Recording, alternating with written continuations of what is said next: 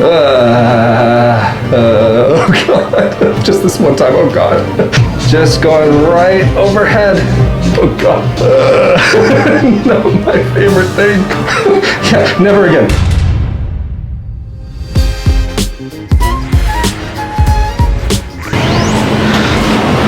Well, hello there and welcome to Porto, Portugal.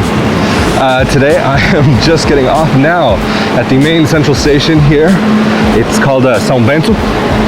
Oh, finally can take this off. For the time being, the current rules are when you are inside public transport, you do still have to wear a mask. If you are out in public, then all bets seem to be off at least.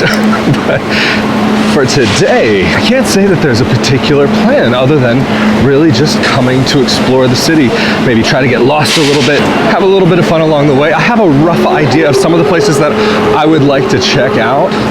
I've been to Porto, but I can't say it's a city that I know very well. I have a fair idea of the layout of the land, but beyond that, just basic idea of the layout, I'm happy to get lost. You guys know who've been checking in for a while into Not Your Averge Globetrotter that I am totally the type that just likes to go to a place, get lost, not plan anything, see what I find, and if I don't end up finding the biggest tourist attraction or the most popular places to go, that's also okay. So right now I could go down that way and that would be towards the river, or I believe if I go up here and just to the left, there's another square up here.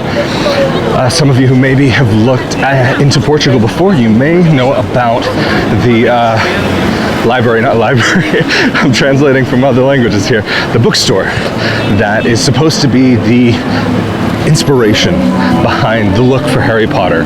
There's stories that supposedly J.K. Rowling actually was here and was a poor English teacher in like I think the early 90s, but I've also heard to the contrary of that, where she actually said no, she definitely hasn't been to Portugal and she didn't spend time here. So what's actually true? I don't know, but what I know is true is definitely Porto has to be one of my favorite cities that I've been to, because it's not giant, it's, you definitely feel like you're in a city, but it's not like being in a place like, say, for example, Madrid. Like, you don't feel as though maybe you have to look over your shoulder every 5 seconds, but of course it's a city, so you got to be careful and keep an eye on everything, keep an eye on your pockets, on your bags and wallet, whatever it may be that you have with you. But at the same time, it doesn't feel overdone. It doesn't feel like it's too much. It's just large enough. And of course, the day that I come happens to be a day that they're doing renovation on this square over here. Looks like maybe a little bit further up that I'll be able to actually get in and show you guys a little bit more. But let's see, because I actually haven't been to this square personally yet. In other parts of town, been within minutes of this place before, but not here. So this is definitely something where, like I said, we're gonna get lost together and have some fun, just checking out what the city has to offer. And of course, no city in 2022 would be complete without the American consulate, aka the Golden Arches, aka Mickey D's. You know, in some ways, it's always kind of fun to see, but at the same time, sometimes you get tired of seeing the exact same thing everywhere you go. I mean, I know one thing that I like to do when I travel is I like to see different places that have something unique to offer, something even more so unique to taste. But I feel like in so many situations that I end up finding a lot of the same in various different locations around Europe. Maybe not necessarily the exact same for Portugal, but I mean, like most places you go in Portugal, for example, you can find, of course, the classic pastéis de nata. I'm not saying that's a bad thing, but of course, that's not going to be something that when you cross over the border to Spain, that you would even probably even have a likely chance at all of finding. Maybe you might find, for example, a Portuguese beer, but that would even be unusual outside of Portugal. So this is Porto, definitely very touristy. A lot of tourists out doing their thing. And actually recently the weather hasn't been all that fantastic, but today it's gotten a little bit sunny, so that's why I thought maybe I might just get out for a little walk. Well, more than just a little walk. Is this guy gonna stop or not? No, but anyway, this is one thing that I really love about living in a country like Portugal. It was about 2:30, 3 o'clock, and I was like, you know what? I could go to Porto. Why not? The rules allow it, so may as well just go and enjoy a little afternoon out and try to record a video while doing it. And so hopped in a rideshare, made it very quickly here, and all of a sudden I'm in a top European destination. And so depending, of course, on where you live in Europe, you could have that potential option to do something similar. I mean, even, of course, flying with like Ryanair, for example, those flights can be ridiculously cheap. I was just speaking to someone recently, maybe I mentioned it in a video, but they got a flight for, I want to say €9.90 from London to Porto. Can you believe that? So just consulted with Google Maps, and apparently I'm going the wrong direction for the Harry Potter bookstore. I don't think I'm gonna go in because if I'm not mistaken, they do charge a cover fee to get into the door, but then that covers, I think, €5 or €8 towards a book. I'm not sure. Maybe they'll have more information when I get over there. But speaking of prices of things and access, to get from Braga to Porto was €3.25-ish cents.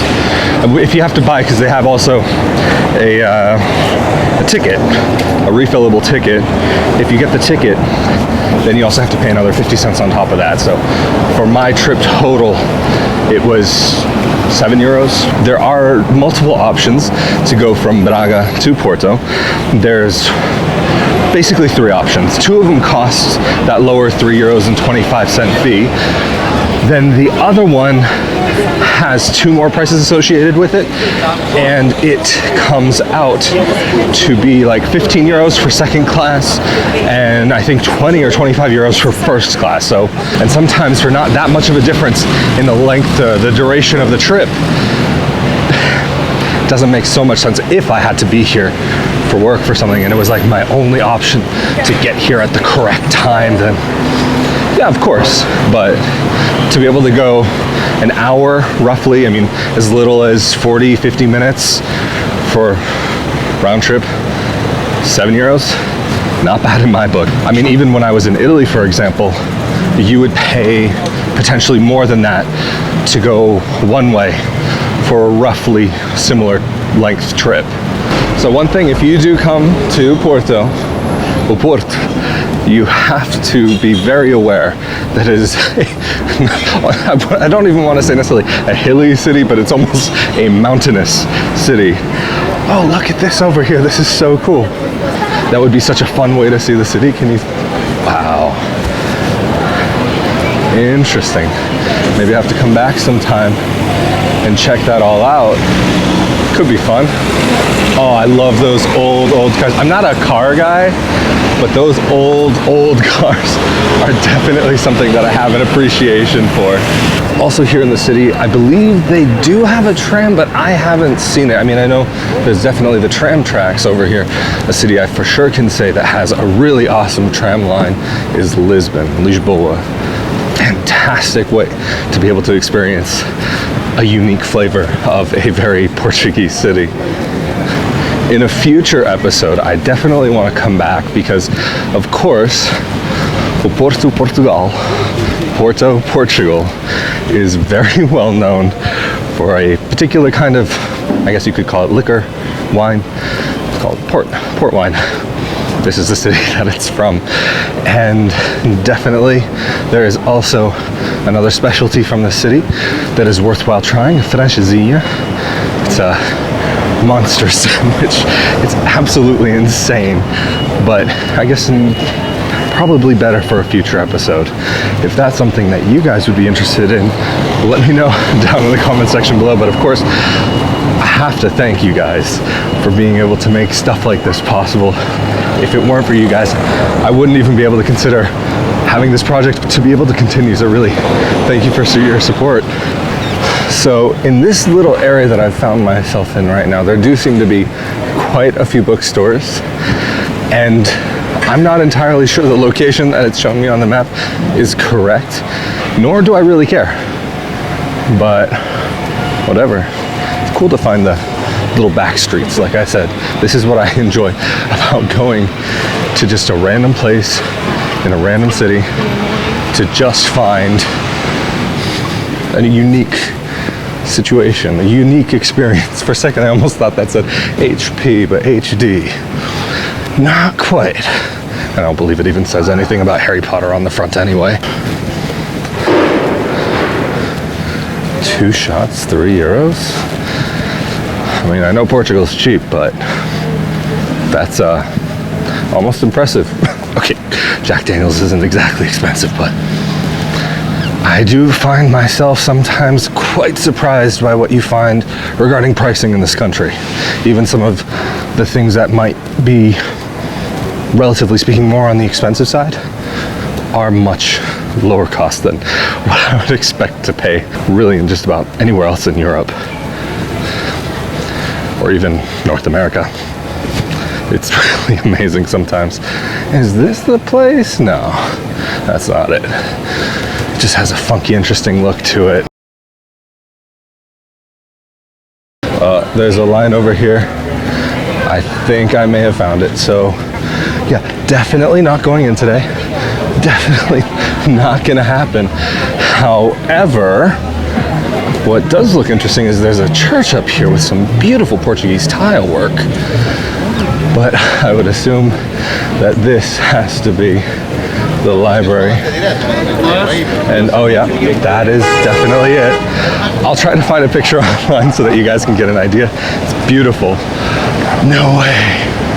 Amorino, no way. This is crazy. So this is actually, I'm 99.9% sure, an Italian gelato brand. Just quickly pausing here, did some further research, and unfortunately it is not actually Italian, but French, made in the Italian style. Let's keep going. I remember seeing it there. I don't know if it's Italian, but I know I've seen it there. Anyway, that's awesome, because that is one thing, like I've said in a number of episodes so far, I've been so disappointed when it comes to gelato. Italy totally ruined me when it comes to that particular dessert. Oh, the way that they do it is absolutely just out of this world, and you can't compare it to ice cream. It's a completely different experience. But anyway, I'm sure that you'll be able to see from here this building, this church. I don't know if I'll go inside, but I at least want to get up close so you guys can see what I'm seeing here in person. The Portuguese tile work is just something else. Skaters.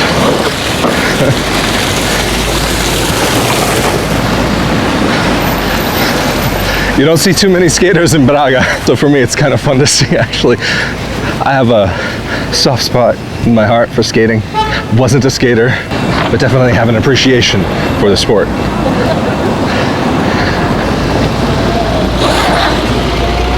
Whenever going to a city, I often like to do these double-decker tours because you get a good idea of the layout of what you can expect to find there.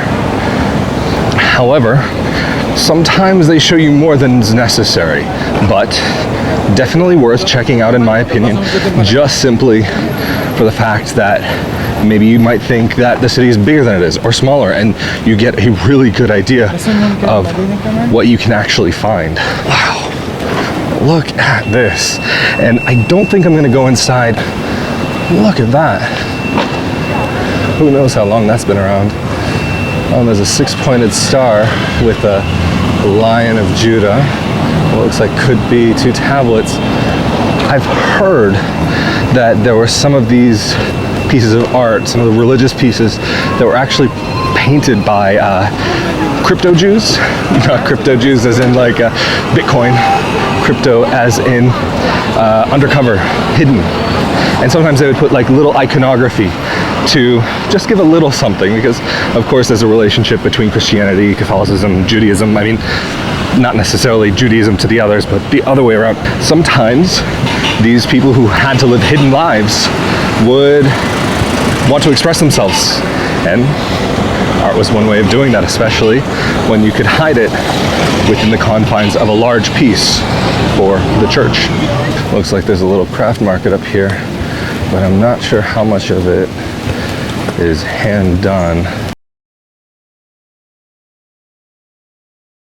I can tell by some of the designs and some of the things here that some of it's made in China and just being resold, but there's probably a few treasures that are locally made here.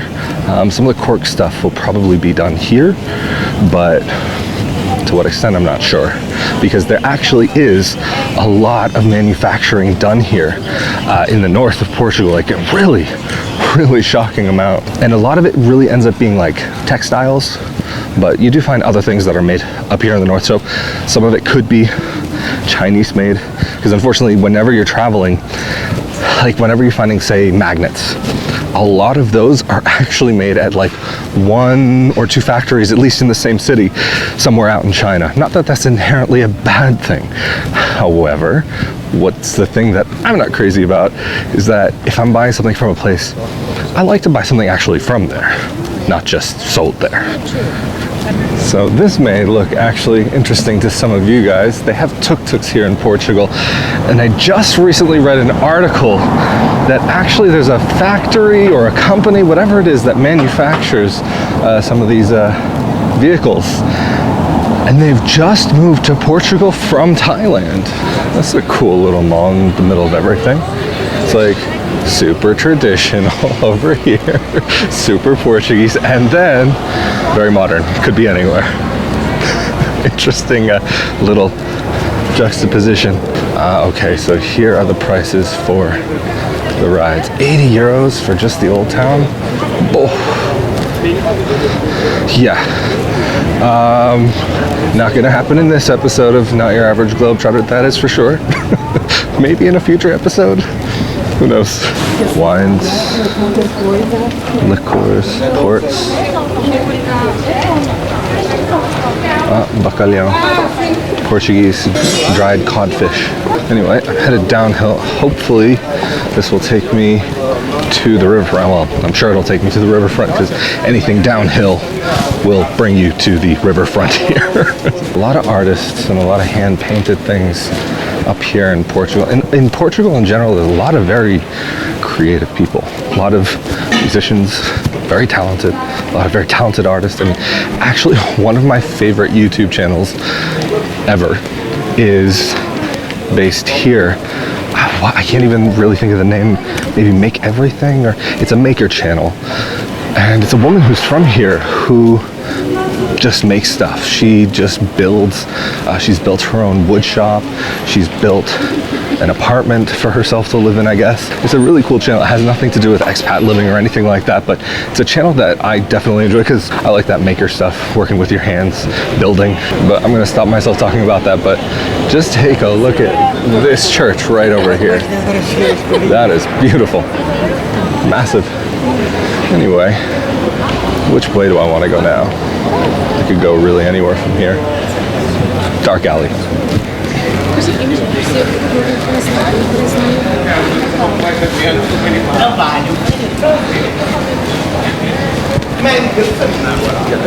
Dark alley, but not enough grit. Let's see if the next alley is any better. Because if there's not necessarily grit, if it's something interesting, I'll be happy enough with that. Oh, this is interesting. Cork Solutions. Oh, it's a cork store. Everything made from cork here. I'll just show you in the window quickly. Trivets, notebook, even a tray. Oh, that's so cool. Purses, backpacks. Got a little bit of everything in this country that can be made from. Oh, here you can see even better. Picture frame, wallets. Really cool. Wow. Look at these streets. Nothing like it. Yeah, this is what I was looking for. A little grit, but interesting. Something going on. Really cool. I don't know, there's just something about this city that when I take the train up, because there's 2 stations here, when you get past the first main station, Campania, and you see just the river, the bridges, everything, I get this huge smile on my face. And then you have to go through a mountain, and then you get to the station. But there's a tunnel that actually leads just directly into the station. Okay, so I think I actually have a rough idea where I am now. This, I believe, coming up here is the main kind of little tourist drag that comes down from the São Bento station and goes all the way, not all the way, but most of the way to the waterfront. All right, so we've officially made it to the main tourist drag. I usually like to avoid places like this. However, I think in this situation, especially because I came upon it by chance, maybe let's just embrace it. And to give you guys also a little bit of an idea, if you do come here, what things look like, if it feels like it might be the right place for you to come and check out, or do you want to skip it? I don't know, personally, even though it's pretty touristy, I'm down with it. This is interesting over here. Regional organic products. Mercado dos Flores. I don't think I'm going to come in here today, but definitely something I'm going to check out at some point. Organic plus regional. Nice to find stuff that, like I said, that's actually from here. A quick traveler's tip: if you do find yourself in Portugal, and I believe also Spain and some other European countries, if you find a store called Alehop and you need like something that's kind of cheap, that you just need like something for travel, I mean, even they have sunglasses or hairbands or whatever there, they've got a little bit of everything. Definitely worth checking out if you need like a last little second thing that you forgot at home, or even a toothbrush, or who knows. They also have like chargers and cables and things like that. I'm not going to say I would necessarily trust the chargers and cables, but in a pinch, could be worth checking out.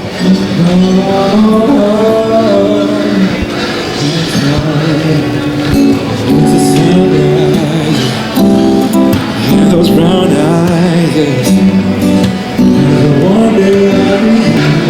That guy's got a voice. Check him out online. He had his social media in front of him. I think it was Pedro Ferreira.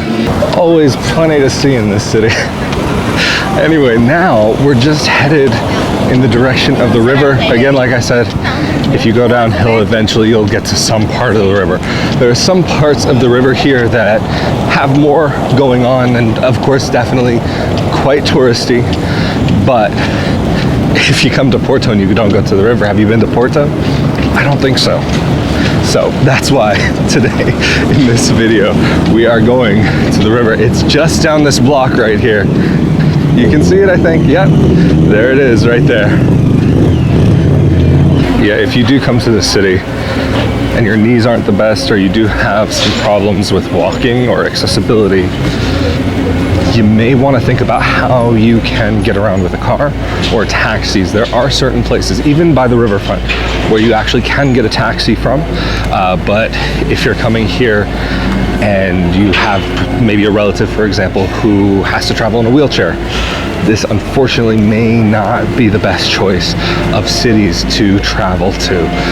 But there are areas, like I said, that are at least somewhat accessible, even with a car. But you know, before I take you guys down to the riverfront, just tease you a little bit, because there happens to be this little alleyway here. And last time I was here, I really wanted to check it out, but I didn't get a chance. But we'll get to the river in a second. I'm pretty sure this little alleyway ends off right at the end, almost in front of the riverfront, so we'll get there, don't worry.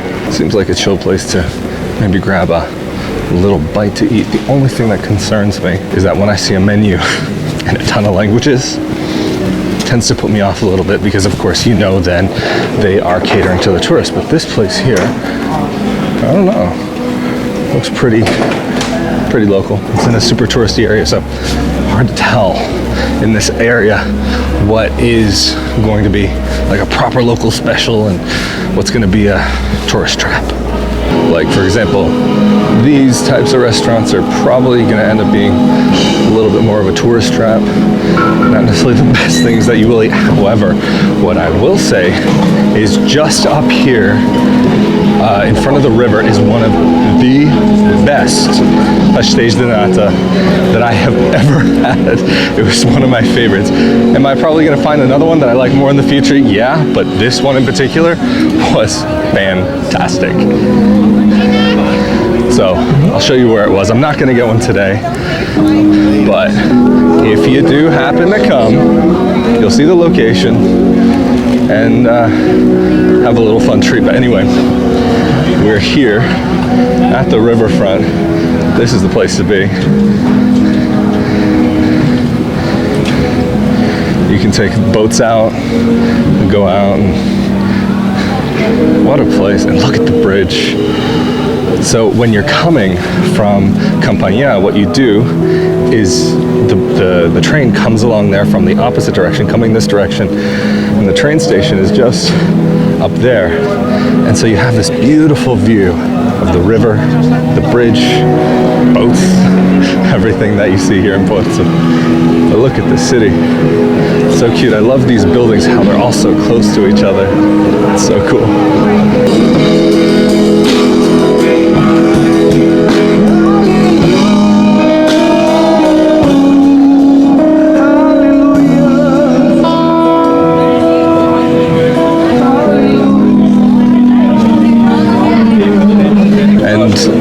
We'll go over the bridge.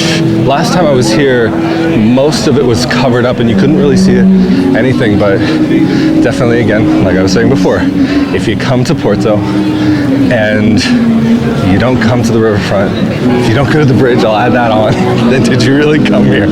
That's on the bottom where you can cross over. And then there's also the part on top, and actually, I don't know if you'll be able to see, there's none out right now.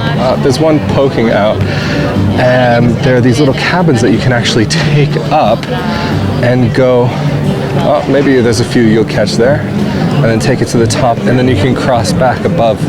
So, let's see. Not sure that's gonna happen today, but we'll walk over, check out the prices, and maybe. No promises.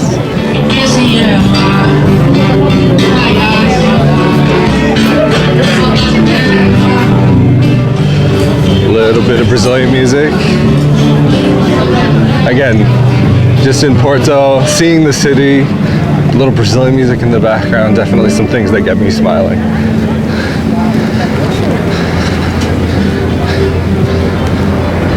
And actually, I'm just going to show you guys something over here that's interesting. You also see some on the other side of the river, but over here, you see these boats. These are usually actually kept out in front of the water as a way of advertising the port wine companies. This place here, Nata, sweet Nata. This is the place to come. Really, really good. 1 for 120 and 6 for €6. Last time I was here, I was with a group of 6 guys, and so of course we got 6 for €6.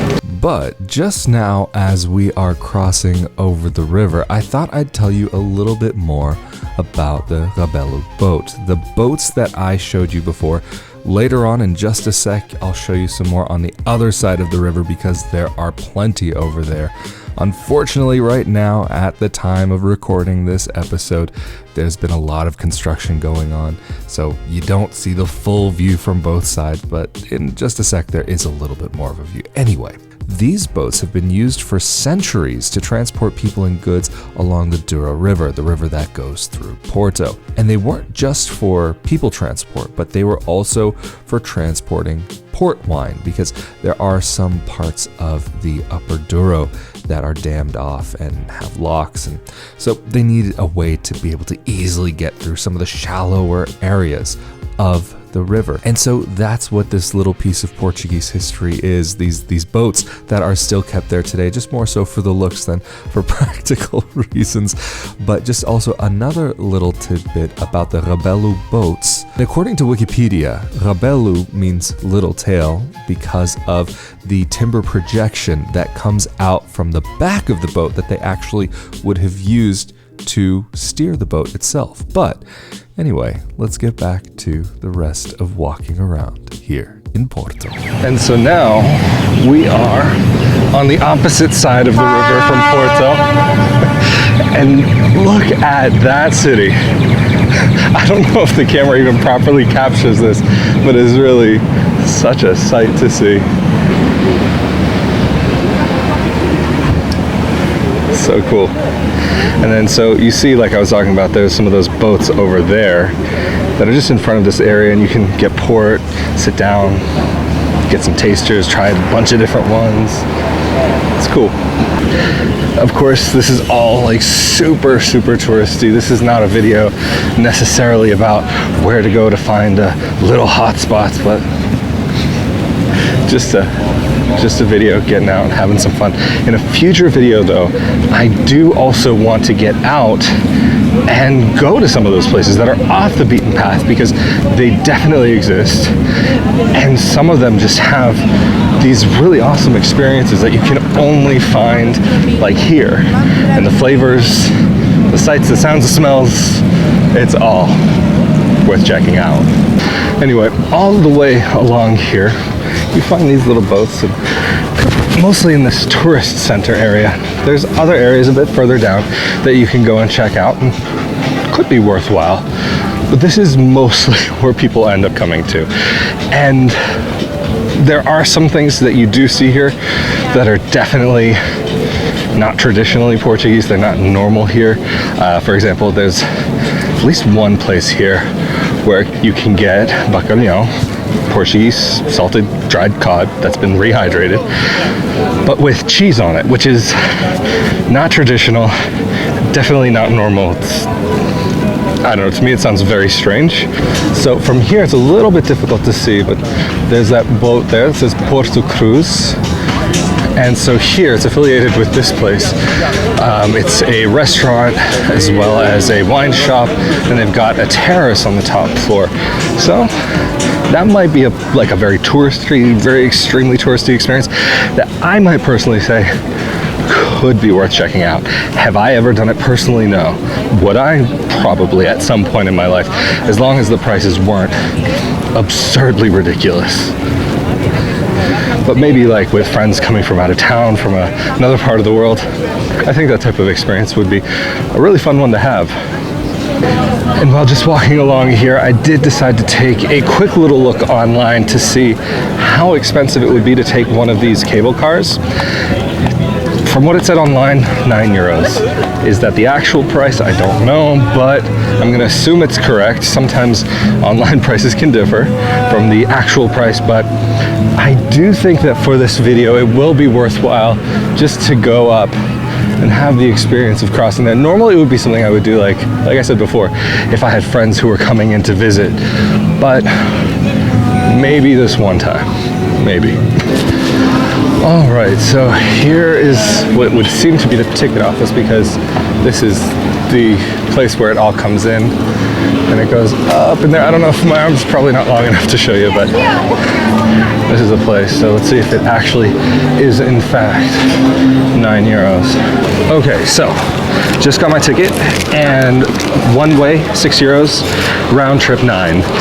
I got just a one-way ticket only because I have to get a train to get back to Braga, and it's possible to take a the street once I get to the top just to get back home. So thought I'd do that. Why not?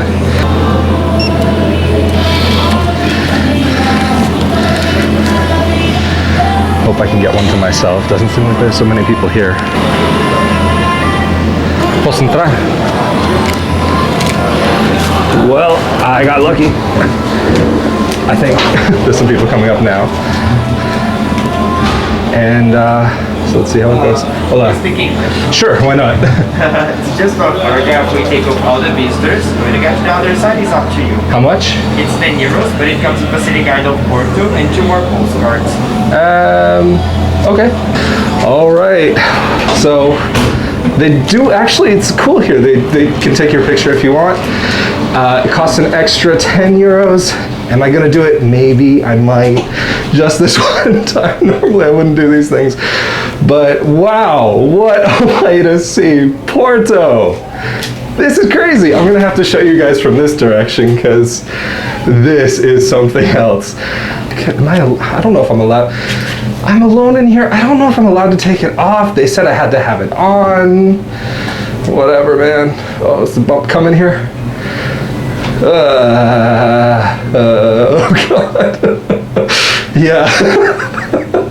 You know, I think I actually could have been okay walking back, but I'm just gonna keep telling myself it's a one-time unique experience. Now I know that if I come here with other people, it's not gonna be something that I do. Just this one time, oh God. Oh, thank goodness it's not that long of a ride, but like I was saying, there is the rooftop up there for that Porto cruise. So, pretty cool.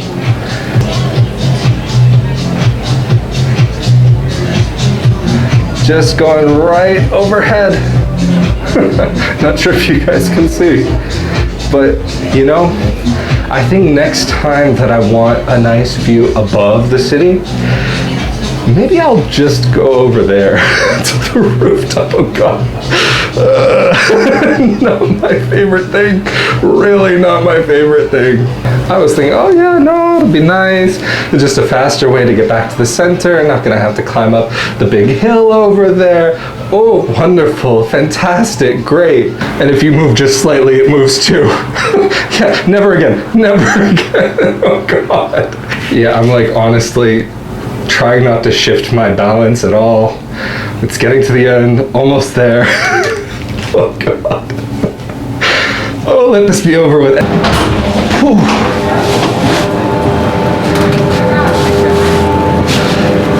Olá. Você fala português, certeza? Pouco, mas não fantástico. Mas tá bom, tá fantástico. Obrigado. See, definitely never gonna do that again. One time. One time is definitely more than enough.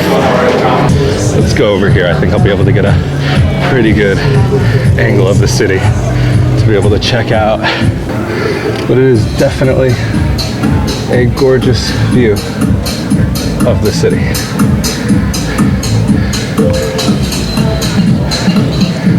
That is without a doubt.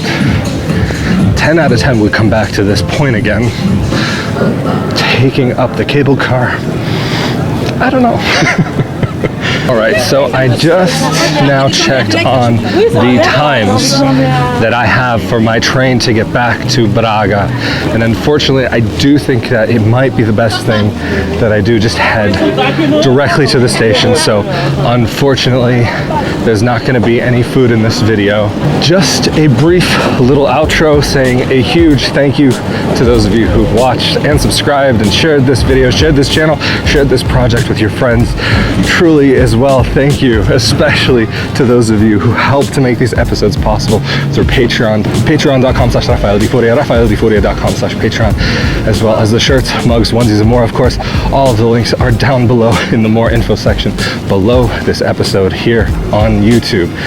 But I think this is where I'm going to call it a day. So stay safe and healthy out there, and I will see you all next time. Later.